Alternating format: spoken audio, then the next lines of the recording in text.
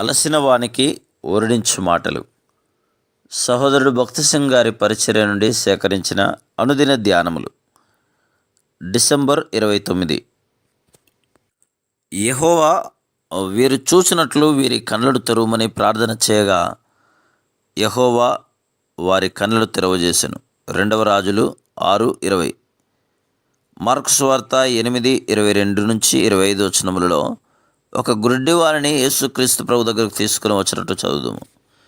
సాధారణంగా ప్రభు ముట్టుట చేతనే రోగులను స్వస్థపరచను, కానీ ఈ సందర్భంలో వేరుగా ఉన్నది. మొదటిగా ప్రభువైన యేసు గుడ్డివాని చెయ్యి పట్టుకొనను. మనం కూడా ప్రభు చేతిని పట్టుకొనట నేర్చుకునవలెను. మనలో చాలామంది బైబిల్ తెలిసినను దాన్ని అర్థం చేసుకున్నట్టుకు ప్రభు చేతిని పట్టుకునే విషయంలో తప్పిపోవారుగా ఉందరు. దానికి బదులుగా మనం మనుష్యుని చేతిని పట్టుకునే వారముగా ఉందము. ఆయనను ఎంతకాలము నీ చేతిని పట్టుకున్నట్టుకు నీవు అనుమతించదవో అంతకాలము ప్రతి పరిస్థితిలోనూ ఆయన నిన్ను కాపాడును. రెండవదిగా ప్రభువైన యేసు గుడ్డివానిని ఊరి వెలుపలికి నడిపించను. దీని ద్వారా మనము ఒక ఆత్మీయమైన పాఠమును నేర్చుకునవచ్చును. మనం ఆత్మీయమైన గుడ్డితనం నుండి స్వస్థపడవలనని ఎలా లోక సంబంధమైన స్నేహము సంబంధముల నుండి విడిపించబడి నిమిత్తం ఆయన చే నడిపించబట్టుకు అనుమతించవలను. లోక సంబంధమైన స్నేహమును బట్టి ఎంతోమంది విశ్వాసులు ప్రభు పిల్లలతో కలిసి ఆరాధించుట్లో తప్పిపోచున్నారు. నీకు నష్టమును గుడ్డితనమును కలిగించు సంబంధం నుండి ఆయన నిన్ను విడిపించును. మూడవదిగా ప్రభువైన యేసు గుడ్డివాని కన్నుల మీద ఉమ్మివేసెను, అనగా ఆయన నిమిత్తం అట్టి నిందను భరించుటకు సిద్ధపడవలను.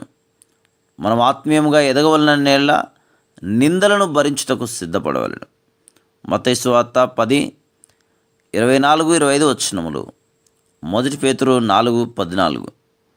చాలామంది విశ్వాసులు నిందను భరించుటకు ఇష్టపడక ప్రభువుకు సాక్ష్యార్థముగా ఉండరు. అందువలనే వారు ఆత్మీయముగా గుడ్డివారై సంతోషమును పోగొట్టుకునేదరు. ఎప్పుడైతే ప్రభు అతనిని ముట్టినో అతనిలోనికి నూతన జీవం వచ్చింది. అతడు నూతన జీవం పొందినప్పటికీ ప్రభు తనను నడిపించటం మానలేదు.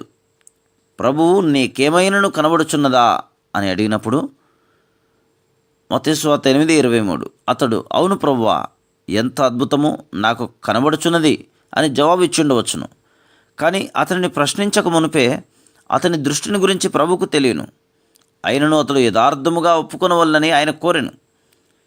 అతడు ఎంత యథార్థముగా ప్రభు దగ్గర ఒప్పుకొననో ఇక్కడ చూచుదాము. నాకు మనుషులు కనబడుచున్నారు, వారు చెట్ల వలె నుండి నడుస్తున్నట్లుగా నాకు కనబడుచున్నారనను. ఇతడు తన బలహీనతను ప్రభు దగ్గర ఒప్పుకొనను. కావున ప్రభు అతనిని ముట్టి స్పష్టమైన దృష్టిని దయచేశాను. తన నిజస్థితిని ప్రభు దగ్గర దాచిపెట్టలేదు. అతడు ఎంతో సంతోషపడాను. బహుశా నీవు కూడా గర్వము, దురాశ, కోపము, ఏదైనా అపవిత్రతైన అలవాటు లేక అభ్యాసము, స్నేహము చేత కలవరపడుచుండవచ్చును. ఒకవేళ నీవు అబద్ధములు చెప్పుచుండవచ్చును.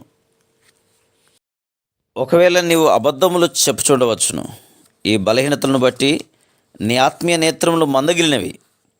నీ బలహీనతలను, ఓటమిని ప్రభు దగ్గర ఒప్పుకునే విషయంలో నిర్లక్ష్యంగా ఉండకము. అందుచేతనే ప్రభువు నీవు అట్లు చేయుటకు వేచి ఉన్నాడు. పిమ్మట ఆయన నిన్ను ముట్టును.